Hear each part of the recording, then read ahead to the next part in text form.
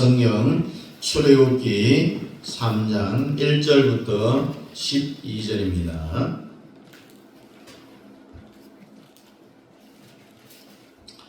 네, 1절부터 봅니다. 시작. 모세가 그의 장인 미디안 제사장 이드로의 양떼를 치더니 그 떼를 광야 서쪽으로 인도하여 하나님의 산 호렙에 이르매 여호와의 사자가 떨기나무 가운데로부터 나오는 불꽃 안에서 그에게 나타나시니라. 그가 보니 떨기나무에 불이 붙었으나 그 떨기나무가 사라지지 아니하는지라. 이에 모세가 이르되 내가 돌이켜 가서 이 큰 광경을 보리라. 떨기나무가 어찌하여 타지 아니하는고 하니 그때에 여호와께서 그가 보려고 돌이켜 오는 것을 보신지라. 하나님이 떨기나무 가운데서 그를 불러 이르시되 모세야 모세야 하시매 그가 이르되 내가 여기 있나이다. 하나님이 이르시되 이리로 가까이 오지 말라. 내가 선 곳은 거룩한 땅이니 내 발에서 신을 벗으라. 또 이르시되 나는 내 조상의 하나님이니 아브라함의 하나님 이삭의 하나님 야곱의 하나님이니라. 모세가 하나님 배우기를 두려워하여 얼굴을 가리매 여호와께서 이르시되 내가 애굽에 있는 내 백성의 고통을 분명히 보고 그들이 그들의 감독자로 말미암아 부르짖음을 듣고 그 근심을 알고 그가 이르되 내가 여기 있나이다.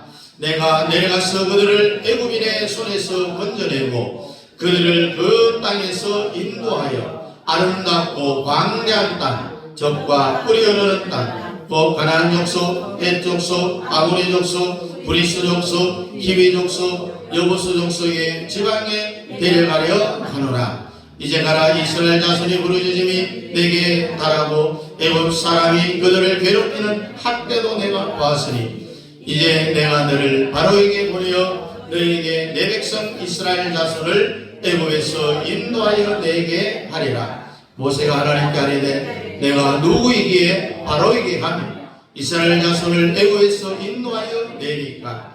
하나님이 이르시되 내가 반드시 너와 함께 있으리라. 내가 그 백성을 애굽에서 인도하여 낸 후에 너희가 이 산에서 하나님을 섬기리니 이것이 내가 너를 보낸 증거니라. 아멘. 따라합니다. 하나님이 예비하신 것을 알자. 하나님이 예비하신 것을 알자. 오늘 두 번째 말씀입니다. 여러분 지난번 부활절 이 연합 예배를 여의도 순복음교회에서 드릴 때에 우리 어떤 누굽니까? 소강성 목사가 문재인을 소개할 때 이재명을 소개할 때에 아주 발광등을 받잖아요. 끝난 겁니다. 그래서 우리는 제2의 종교개혁을 해야 된다. 이런 시점에 온 겁니다. 따라합니다. 애굽생활 광야 생활, 가나안 생활. 우리 인간으로 이 땅에 살아가는 한 동안에는 이 애굽 생활, 광야 생활, 가나안 생활 이 셋 중에 하나의 삶을 살아가게 돼 있어요. 애굽 생활을 살기 원하시면 아멘. 아멘 하는. 다시 한번. 광야 생활을 하기를 원하시면 아멘. 노멘. 가나안 생활을 하기를 원하시면 아멘. 아멘. 모든 성경이 다 그렇지만요.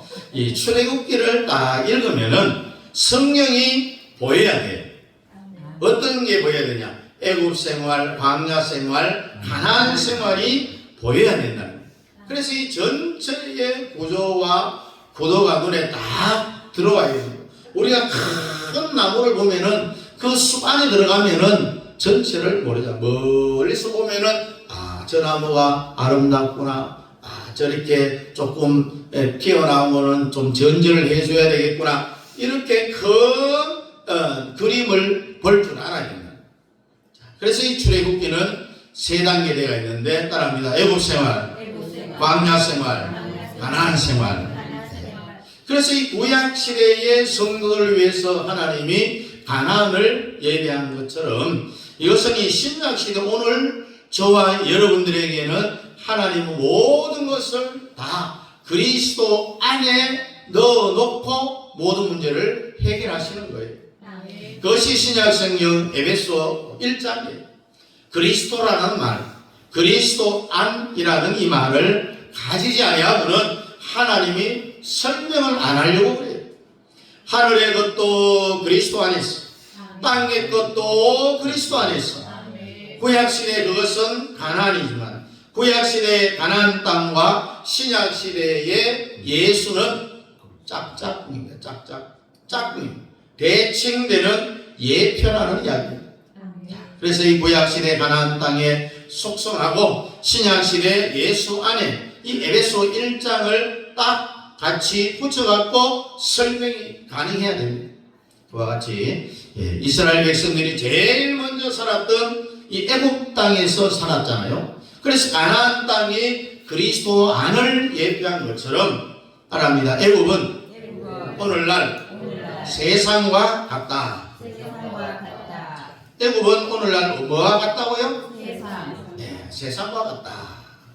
우리 요한계시록 11장 8절 봅니다. 시작. 그들의 시체가 큰 성 길에 있으리니 그 성은 영적으로 하면 소돔이라고도 하고 애굽이라고도 하니 곧 그들의 주께서 십자가에 못 박히신 곳이라. 자, 영적으로 하면은 뭐라고도 하고요? 소돔이라고도 하고 애굽이라고도 한다. 성경에 있는 이 도시라든지 이 국가를 보면은요, 그 지역이 전부 영적인 뜻이 다 담겨져 있어요. 영적으로 하면은 애굽이라고도 하고 소돔이라고도 하더라. 성경이 말하는 이 애굽은 오늘날 우리에게는 이 세상과 같다라는 이야기. 따라합니다. 애굽은 세상이다. 그러면은 그게 왜 그렇게 되느냐 하면은 자, 애굽의 특징은 첫째로 바로입니다. 바로가 애굽 땅을 한 손에 탁 틀어지고 성경에 보면은 바로가 뭐라 했느냐 하면은요, 애굽 땅에서는 내 허락 없이 내는 누굽니까? 바로 내 허락 없이 자기의 수족 손과 발도 지 마음대로 쓸 수 없다고 했어요. 대단한 권력이잖아요. 바로가 이 애굽 전체를 다 자기 한 손에 틀어지고 있다는 이야기입니다. 그와 같이 이 세상은 바로 같은 마귀가 세상을 딱 한 손에 틀어지고 있는 거예요. 따라합니다. 바로는 영적으로 마귀다. 이해되시면 아멘. 애굽에 있는 모든 인간들, 나라, 국가, 존재를 바로가 전부 다스린 것처럼 이 원수마귀 사탄이 오늘날 세상 임금이 된 거예요.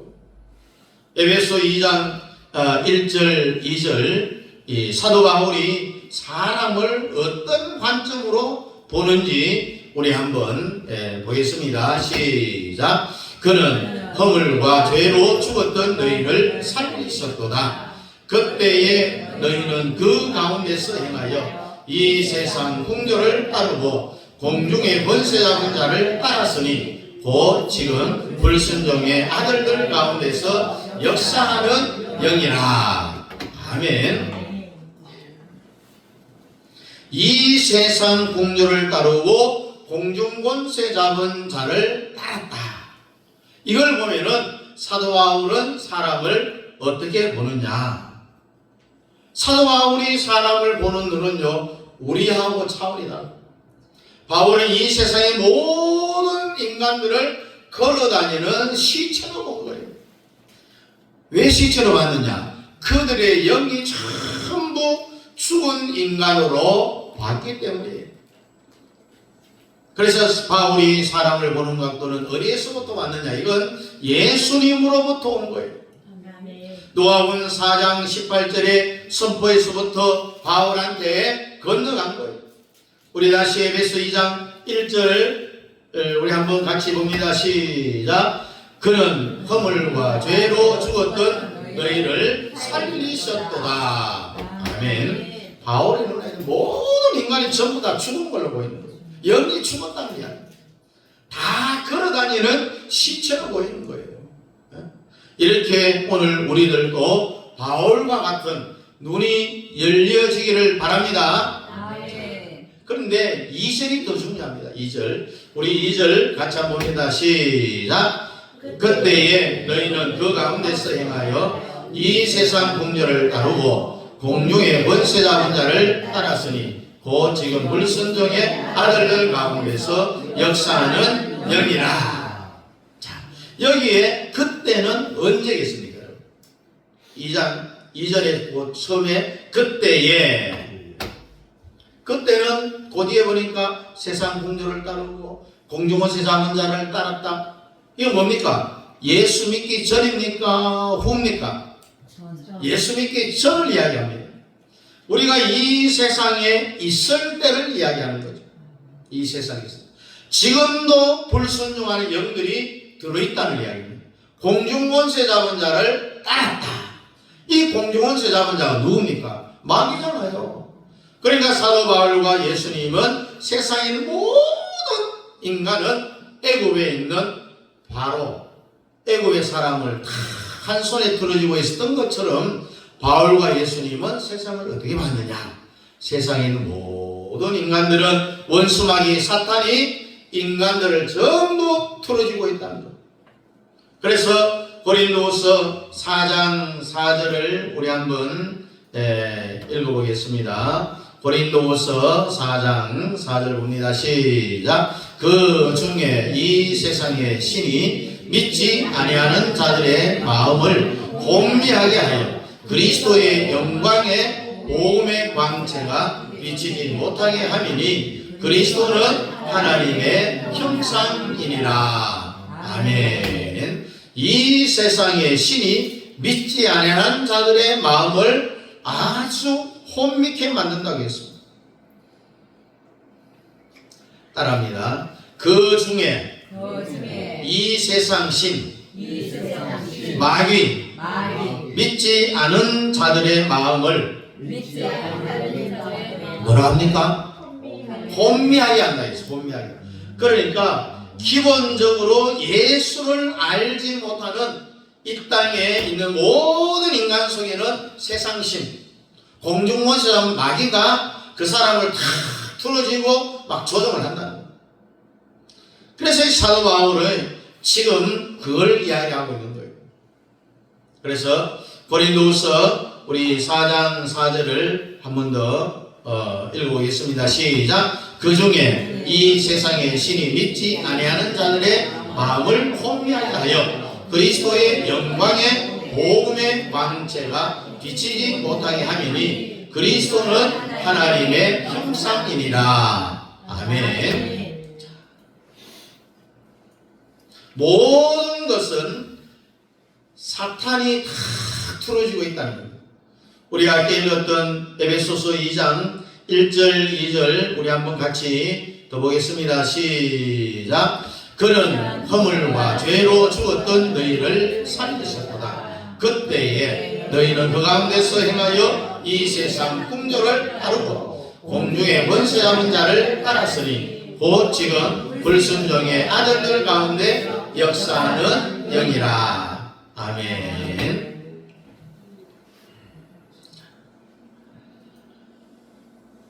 그때에 너희는 그 가운데서 행하여 이 세상 풍조를 따르고 공중 권세 잡은 자를 따랐으니, 이것하고 누가복음 4장 18절까지 딱 합쳐버리면요, 결과적으로 모든 인간 속에는 뭐가 들어가 있느냐?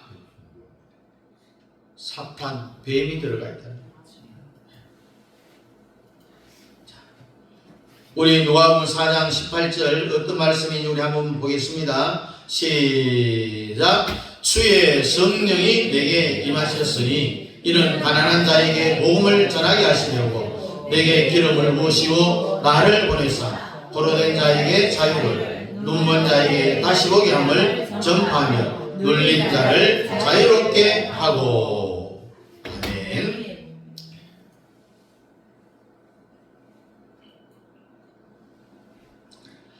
그렇게 된 상태를 나타낸 것이 바로 어디냐? 애굽이에요. 모든 인간이 다 바로에게 붙잡혀서 바로한테 다 틀어 잡혀서 산 것처럼 이 세상의 모든 인간은 사탄 마귀에게 붙잡혀 있다는 이야기입니다.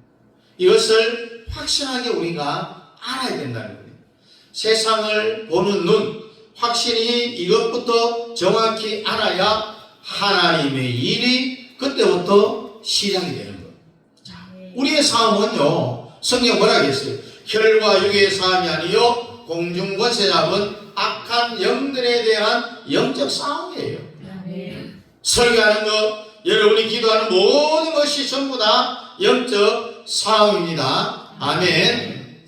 그 다음에 바로가 있으면은 종이 있어요. 애굽에 있는 모든 사람들은 바로의 종이에요. 세상에 있는 모든 인간은 다 누구의 종이라고요? 마귀의 종. 임금이, 세상 임금이 마귀이기 때문에. 그래서 돈 많은 사람도 권세 잡은 사람도 예수 안 믿으면은 누구의 종이냐?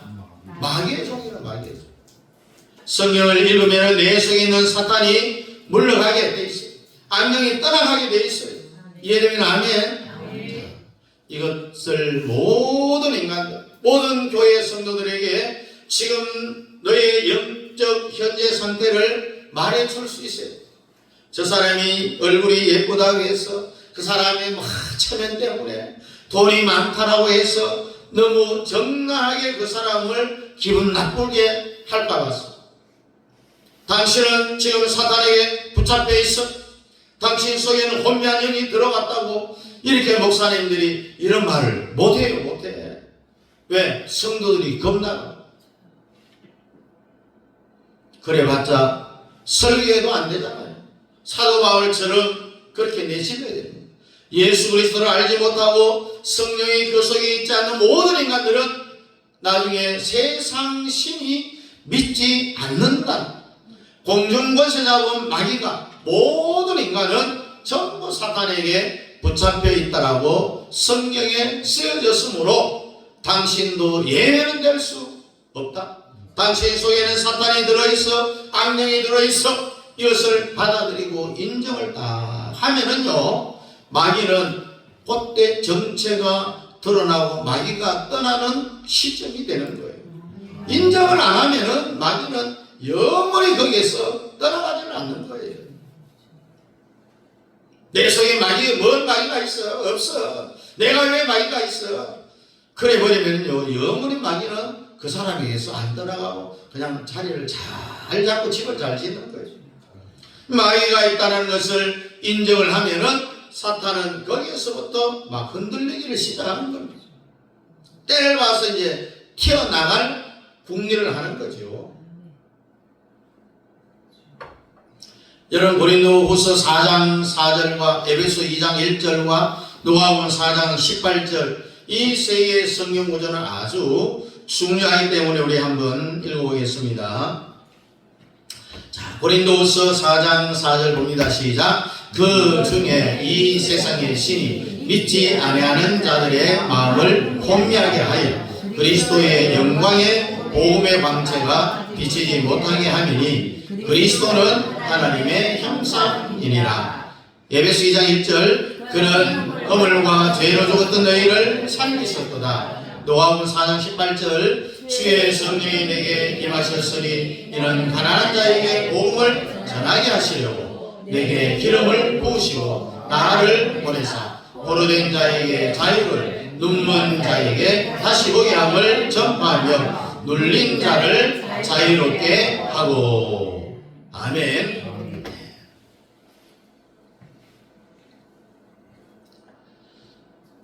성령이 내게 임하셨으니, 이걸 이 성도들의 가슴에 심어줘야 될 책임이 오늘날 목사에게 있다는 거죠. 그 다음에 세 번째로 바로가 있으면은 종이 있고, 그 다음에 세 번째 애굽에는 기업이 없어요. 기업이. 애굽은 자기 소유가 하나도 없어요. 누구 소유입니까? 전부 바로의 소유. 바로의 소유. 바로의 것을 가지고 살고, 그러니 기업이 없죠. 이게 무슨 뜻이냐? 세상에 예수 알지 못하는 사람들은 천국에 기업이 없다는 어마어마한 말씀입니다, 여러분. 천국의 별명 중에 하나가 기업이에요. 소망이 없는 거예요. 이 세상에 예수 알지 못하고 구원받지 못하는 사람은 일생토록 사탄의 종노릇하고 마귀의 종노릇하고 사탄에게 속아 살다가 이 땅에 자기가 살았던 그 육체까지도 벗어나야 되니까 그것이 자기 것이 아니라는 이야기예요. 자기 것이 다 속고 산다는 거예요. 속고. 따라합니다. 세상에는 소망이 없다. 자기 것이 없다.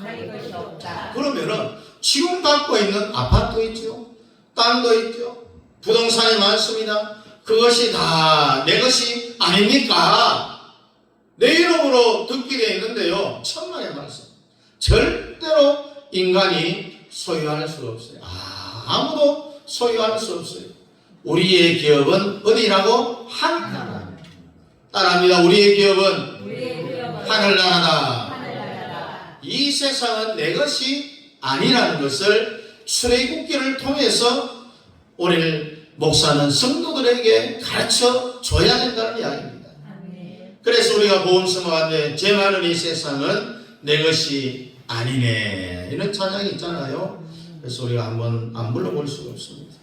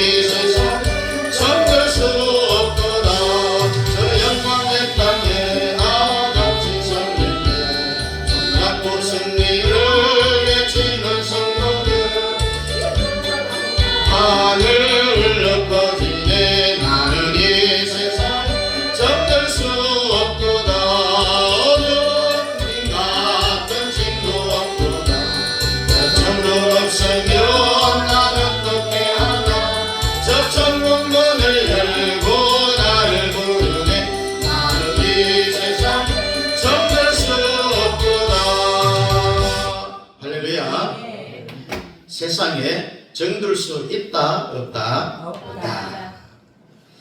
그래서 우리는 이 땅의 주인이 아니라 성경 보니까 청직이다.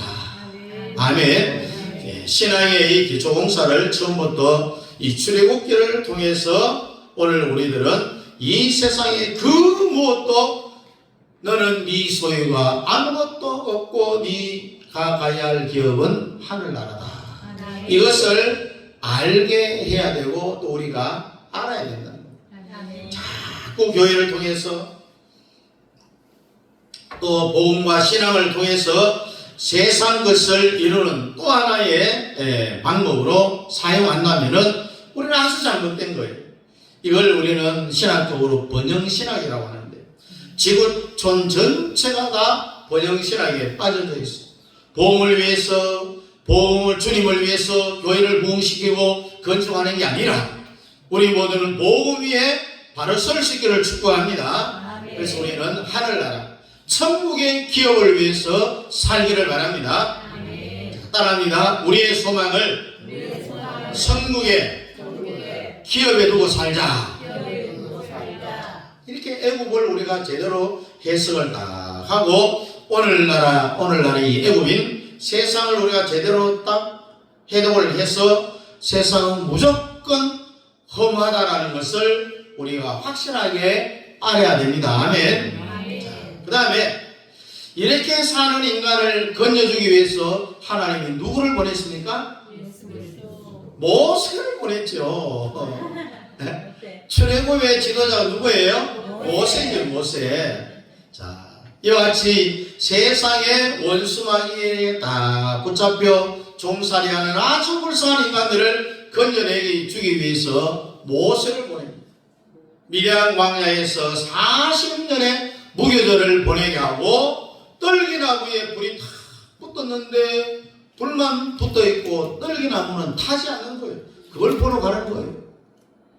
그걸 하나님이 다 보고 거기 왔을 때에 모세를 불러갖고 소명을 주잖아요. 그게 오늘 본문의 말씀이잖아요.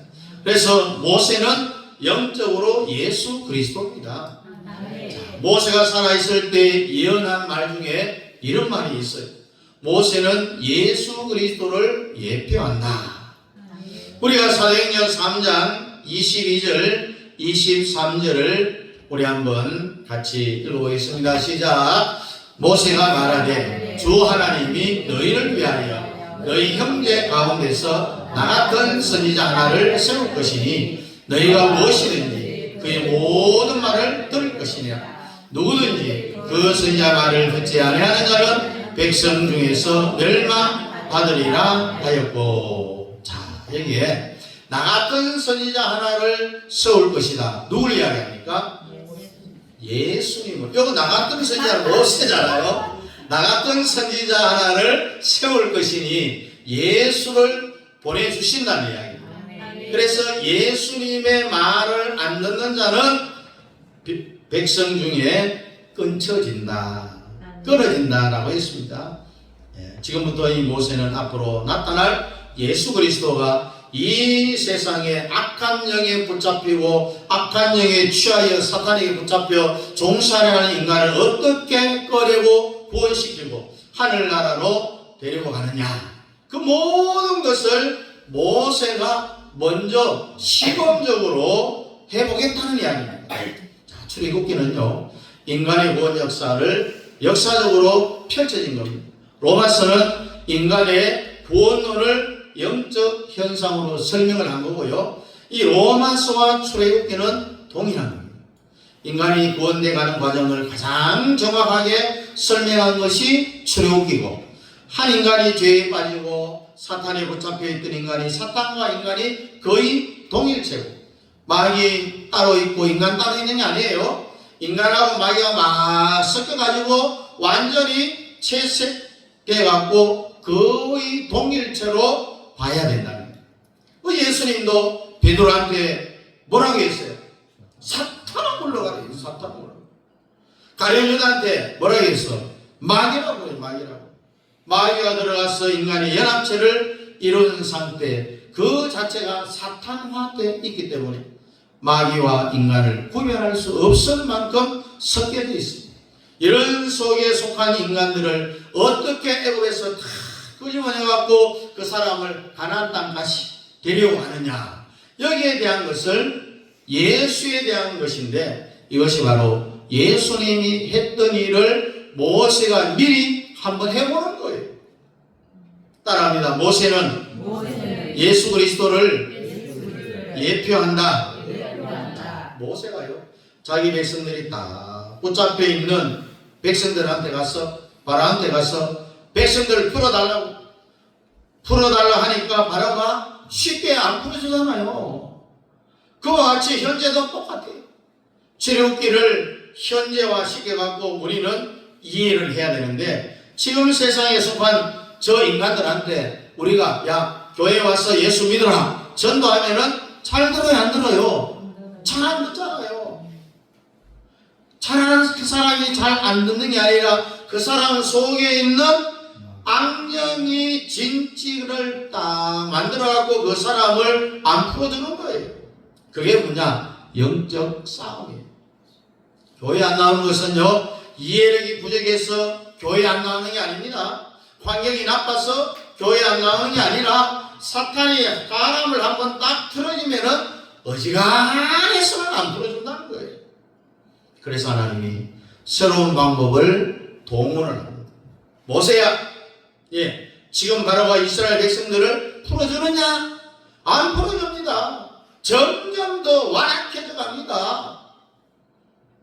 그러면은 지금부터 10가지 재앙을 동원해보라. 그와 같이 오늘날도 이 사건은 그대로 있었어요. 지금은 교회 안 다녀도 앞으로 예수 믿고 구원받을 사람이 저 세상에 있을까요, 없을까요? 주님이 택한 사람이 있겠죠. 그런데 그 사람들한테 전도하면은 잘 들어요, 안 들어요? 도무지 안 들어요. 도무지 안 들어요. 안 들으니까 오늘날 하나님은 몇 가지 재앙? 10가지 재앙을 그대로 동원한다는 거야. 자, 첫 번째 재앙이 뭐예요? 피해 재앙, 피해 재앙. 영적으로 이게 뭐냐면은 피를 봐야 돼, 피를 봐야 돼. 죽음의 재앙을 이야기합니다. 현실에 적용을 해보면, 예를 들면은 어느 집에요, 꼭 예수 믿고 구원받을 사람이 딱 하나 있어요. 그런데 안 믿어요. 아무리 전도해도 교회 안 와요. 예수 믿을 생각도 안 하고 막 예수 믿는 사람 막 욕하고 차고 막 그래. 그럴 때 할 수 없이요, 가족 중에 한 명을 하나님이 그냥 날려버려요. 교통사고로 죽이든지 아니면 자식 죽고 교회에 나오는 사람이 많잖아요. 바로 그런 이유입니다. 그 사람은 자식을 안 죽이면은 교회에 안 나올 사람이기에 또 남편을 죽여버려요. 장례식을 통해서 구원받는 가족들이 많잖아요. 그 사람들은 그렇게 동원을 안 하면은 교회에 나오지 않는 사람들. 그래서 하나님 오늘날도 10가지 재앙을 막 보고서라도 하나님은 자기 백성을 찾는다는 거예요. 이걸 성도들에게 가르쳐 주는 거예요, 지금. 그래, 하나님의 손길의 이 무서움을 가르쳐 줘야 돼요. 꼭 얻어터지고, 여러분, 옛날에 멍석 깔아놓고 동네 TV 하나 있을 때 여러 번 기억이 나잖아요.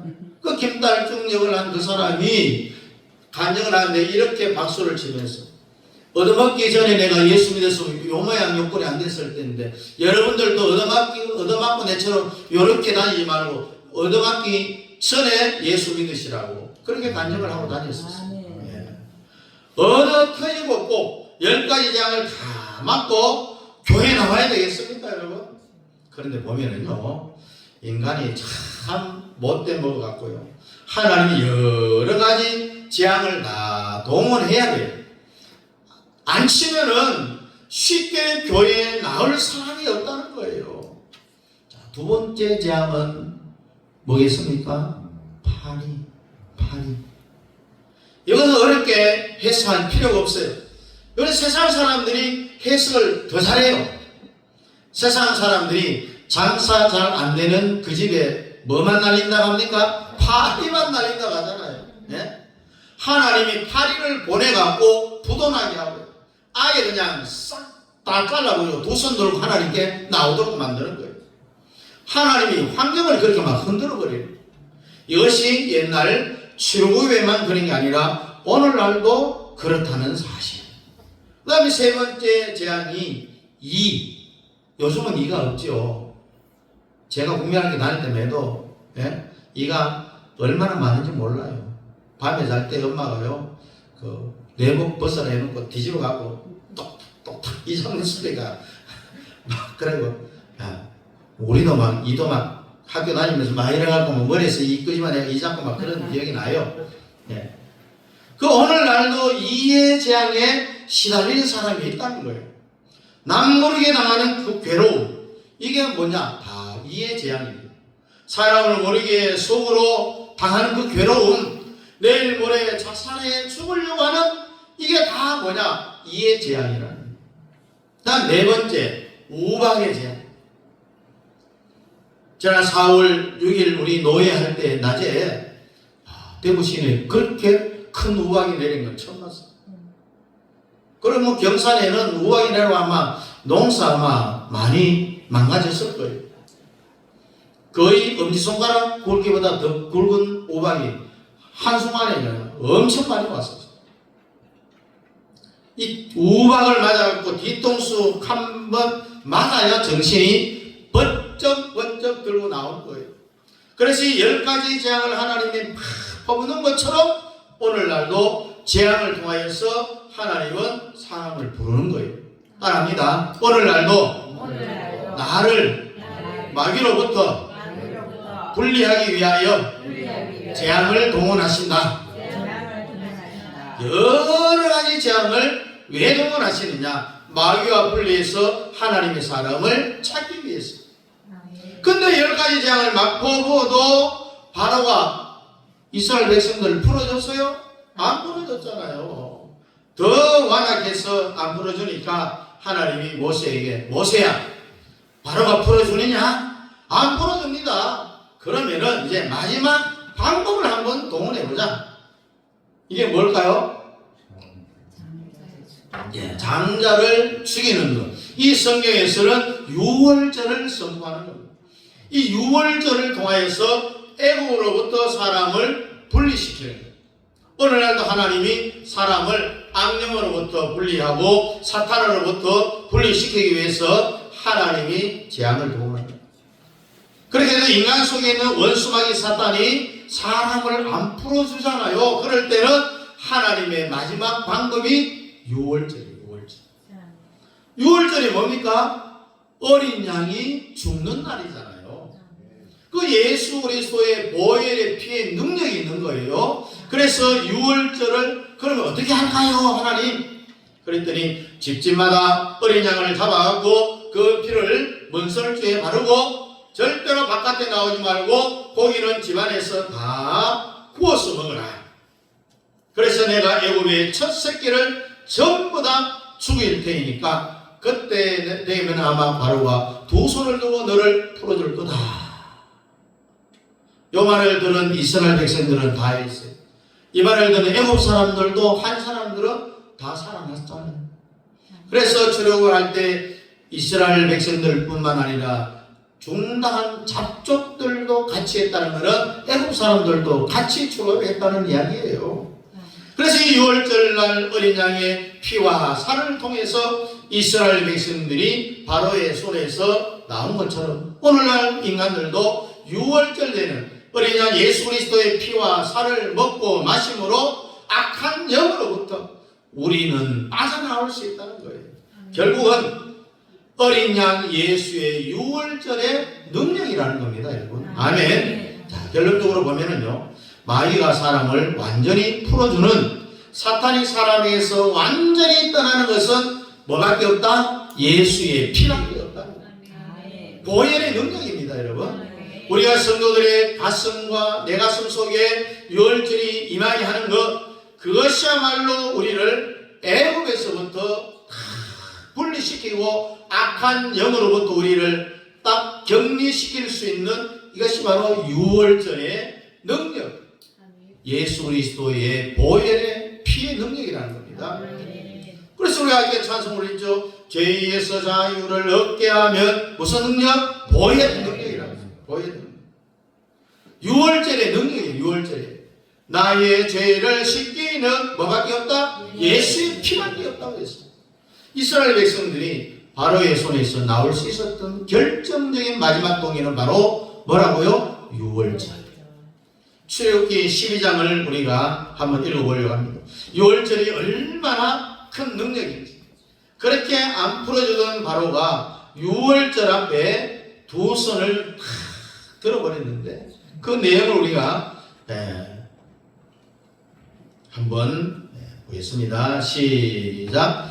여호와께서 애굽 땅에서 모세와 아론에게 일러 말씀하시되 이 달을 너희에게 달의 시작 곧 해의 첫 달이 되게 하고 너희는 이스라엘 온 회중에게 말하여 이르라. 이달 열흘에 너희 각자가 어린 양을 잡을지니 각 가족대로 그 식구를 위하여 어린 양을 취하되 그 어린 양에 대하여 식구가 너무 적으면 그 집의 이웃과 함께 사람 수를 따라서 하나를 잡고 각 사람이 먹을 수 있는 분량에 따라서 너희 어린 양을 계산할 것이며 너희 어린 양은 흠없고 1년 된 수컷으로 하되 양이나 염소 중에서 취하고 이달 19날까지 간직하였다가 해질 때에 이스라엘 회중이 그 양을 잡고 그 피를 양을 먹을 집 좌우 문설주와 임방에 바르고 그 밤에 그 고기를 불에 구워 무교병과 쓴 나물과 아울러 먹되 날 것으로나 물에 삶아서 먹지 말고 머리와 다리와 내장을 다 불에 구워 먹고 아침까지 남겨두지 말며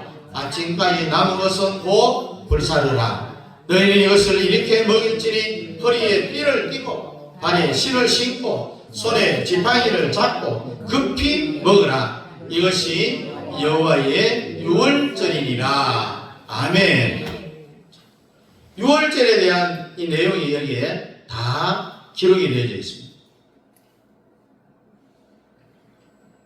어린 양 예수 그리스도를 우리가 어떻게 해석해야 되느냐?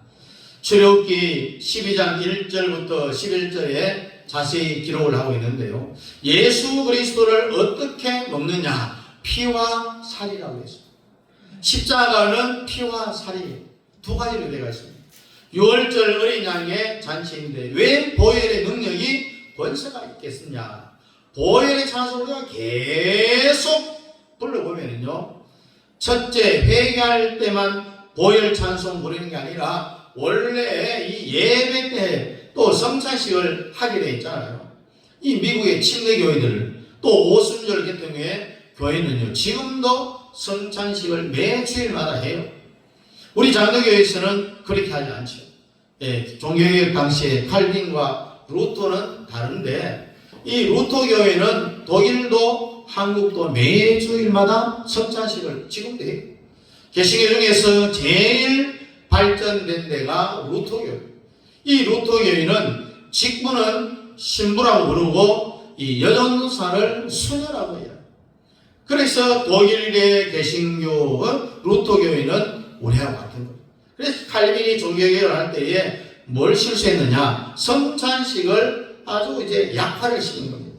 매주일 성찬식을 하니까 뜻도 의미도 모르고 타성에 젖어 하니까 이게 오히려 죄가 된다. 그래서 전주교가 이 성찬식을 딱 하는 걸 보면은요, 뭐 근래 와서는 이 신도들에게 떡도 주고 잔도 줬지만은 옛날에는 잔은 안 줬어요. 떡만 줬어요. 떡만. 그 라틴어 성경을 이 신도들이 알 턱이 어디 있습니까? 그때 초창기에는 라틴어 성경만 갖고 신부가 그냥 이야기하고 끝냈어요. 그러나 지금에 와서는 번역 성경이 있기 때문에 이제 신도들도 다 이제 알게 되는 거죠. 그냥 교회 가서 포도주 한 잔 딱 마시고 그러면 이번 주 제가 다 용서된다.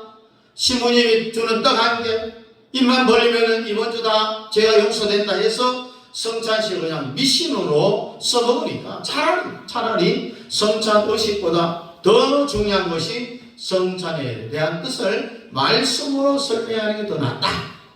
그래서 칼빈은 말씀의 성찬을 강조했어요. 칼빈의 기독교 강조에 보니까 성찬 예식은 자주 할수록 좋다, 그렇게 되어 있어요.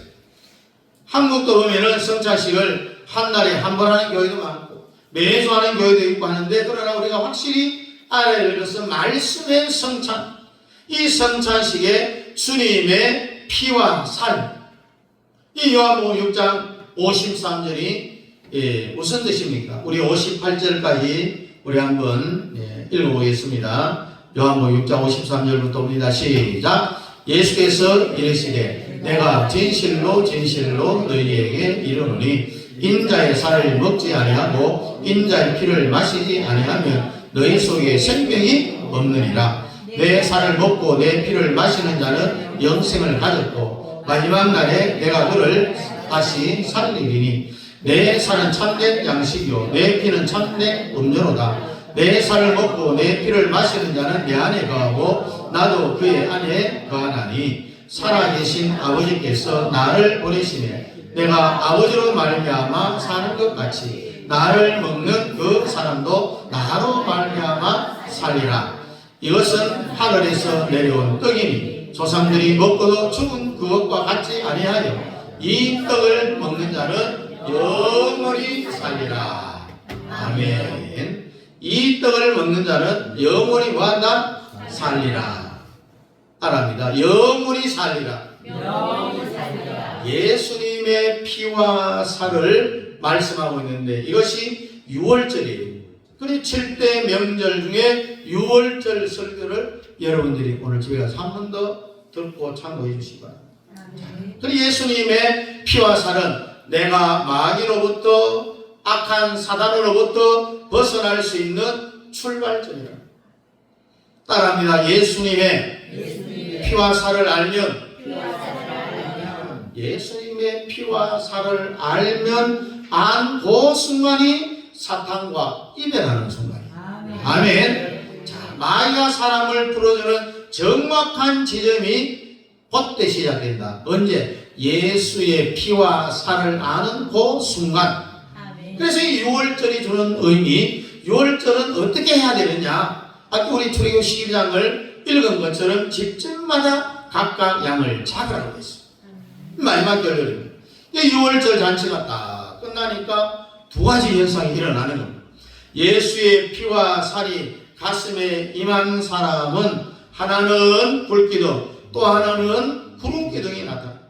이 구름기둥과 불기둥이 언제 나타나느냐? 사람의 그 심령 속에 주님의 피와 살을 먹고 마시면은 어린 양 6월절 잔치가 이루고 난 뒤에 바로 붕 떴어요. 그러면 불기둥이 뭐냐? 오늘날은 성령의 인도하심, 구름기둥은 말씀의 인도하심. 이 두 인도, 다시 말해서 성령의 인도와 말씀의 인도가 사람을 사탄으로부터 딱 끄집어내 갖고 불기둥과 구름기둥이 나를 예수 그리스도 안에서 가나안 땅까지 아주 안전하게 데려간다는 이야기입니다. 아멘. 성령의 인도함이 없으면요 우리는 이 길을 헤쳐갈 방법이 없어요. 그 다음에 구름기둥, 성령과 말씀이 우리를 하나님 나라까지 안전하게 데려간다는 말씀입니다. 아멘. 자, 오늘 우리 여러분들은 다 불기둥이 되길 바랍니다. 불기둥이 뜨면은 불기둥이 사람을 이끌어 막 갑니다. 따라합니다. 불기둥, 꿈으로, 환상으로, 음성으로 사람을 이끌어준다. 말씀의 구름기둥이 어떻게 뜨느냐? 잘 봐요. 우리들도 이미 체험을 했지만은 성도들도 그렇게 체험을 한 사람들이 많아요. 자, 내가 이번 주에 무슨 궁금한 문제가 다 있어갖고 가슴에 다 품고 있어서 주일날 교회에 딱 갔는데 목사님의 설교를 통해서 내 가슴에 품고 있었던 그 문제의 말씀을 하는 거예요. 설교 시간을 통해서 나오는 거예요. 착각, 아니, 우리 목사님이 올해는 설교를 다른 사람한테 하는 게 아니라 내 하나를 놓고 설교를 하시네. 아니, 목사님이 내 속에 들어갔다 나온 것처럼 너무 잘 알고 내한테만 다 설교를 하는 것 같다. 이렇게 생각합니다. 그 중에 어떤 성도는 또 시험에 드는데요. 왜 드느냐? 고용 예배가 또 막 대접하잖아. 땅콩도 먹고, 예? 요구르트도 마시고, 부침개도 먹고, 막 먹으면서 떠들고, 자기들이 막 떠드는 그 말이 주일날 목사님 설교를 통해서 막 그런 말이 설교가 나왔다. 그 어떤 오해를 하느냐? 내가 그날 떠든 그 집사님이 아마 사모님한테 고자질을 했구나. 그래 사모님이 저녁에 자면서 목사님한테 그 이야기를 했구나. 그래서 목사님 오해하는 거예요. 말씀에 구름기둥이 살아날 때는요, 이런 것을 성도들이 100명이 설교를 다 듣잖아요. 다 자기 한 사람을 놓고 설교하는 것처럼 심령과 골수를 쪼갠다는 말입니다. 이게 바로 구름기둥의 말씀의 역사입니다, 여러분. 이 말씀의 구름기둥이 역사하지 않는 사람은 설교를 들을 때 내한테 해당되는 게 하나도 없어요. 이 말은 킹원사 해당되는 말이고, 이 말씀은 이 집사한테 해당되는 말이고, 지한테 해당되는 말은 하나도 없는 거예요. 하나도 없어요. 네? 설교를 들으면은 자기 하나만 놓고 설교하는 그런 느낌이 와야 되는 거예요. 이게 뭐냐? 바로 구름기둥이 살아있는 사람이에요.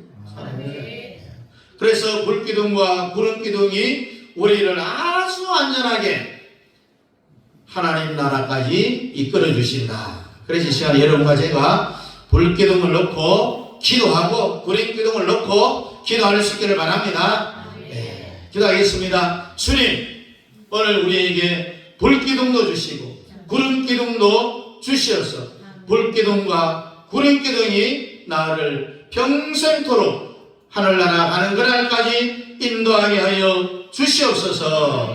예수님 이름으로 기도하옵나이다. 아멘. 다 같이 일어나서 2장입니다.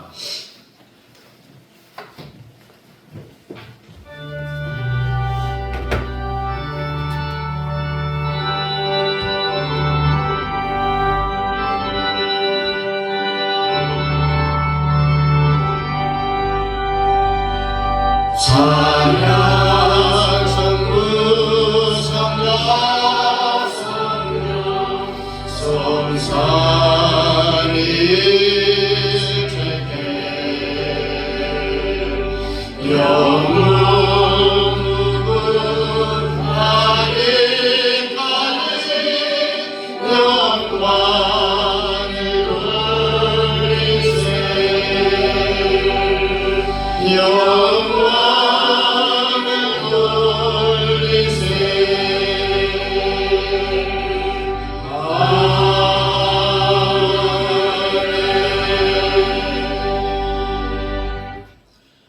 교회의 머리가 되시는 우리 주 예수 그리스도의 은혜와 하나님 아버지의 사랑하심과 성령 하나님의 교통 위로하심의 은혜가 늘 우리를 구름기둥과 불기둥으로 인도하여 저 영원한 새 예루살렘에 저희들을 안전하게 인도하시는 하나님의 예비하심을 알고 늘 감사하며 하나님의 영광 위하여 살아가기를 원하는 사랑하는 성도들 머리머리 위에와 가정과 자녀과 직장과 기업위에와 현장하는 선교사님들의 선교사역과 그 가정 자녀들 머리 위에 우리 남영 교회 위에 이제로부터 영원토록 함께 있을지어다. 아멘.